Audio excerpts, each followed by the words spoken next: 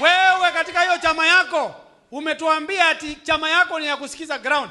Imekuwaje tena badala ya kusikiza ground wewe unakuja kuropokwa? Wewe ungekuja hapa unyamaze, utoe masikio yako, usikize na uende. Kwa sababu chama yako ni ya kusikiza, sio ya kuropokwa. Badala yake umekuja umeropokwa, ukatusi viongozi na ukaenda. Si basi wewe ukumbuke kwamba ile slogan yako, before uambie viongozi wengine what to do, kwanza uanzie hapo, uelewe kusikiza ground kumaanisha nini, kwa sababu you are not listening. You are coming to try to impose leaders to our people and it is not going to work. Wewe kwanza ukiendelea na kusukuma wengine unawasukuma, tutawaimpeach kama vile wewe tulikuimpeach. Wewe huwezi kuja hapa utuambie ati Basili ni mbaya na Wavinya ni mzuri. Ulisikia wapi? Wewe ulisikia wapi?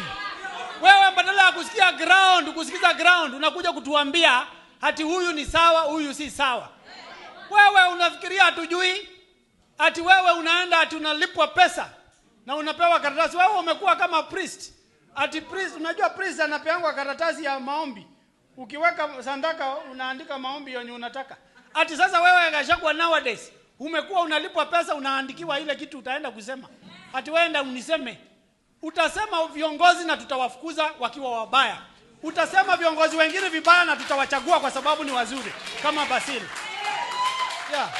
And therefore wewe ukikuja kumaskareda hapa na chama yako yenye ieleweki, your village party, ujue kwamba vile wewe unatembea na kachama yako vile ya village, na sisi hapa tuko na chama tawala. Na hii chama tawala tutasonga naye na Basili, na watu wa Yatta watamchagua Basili na watajenga chama, kwa sababu msidanganywe mwelezeo ya kwamba ati chama cha UDA sio cha Wakamba. Kwani mimi si ndio National Organizing Secretary? Kwani mimi kama ni National Organizing Secretary mimi si Mkamba?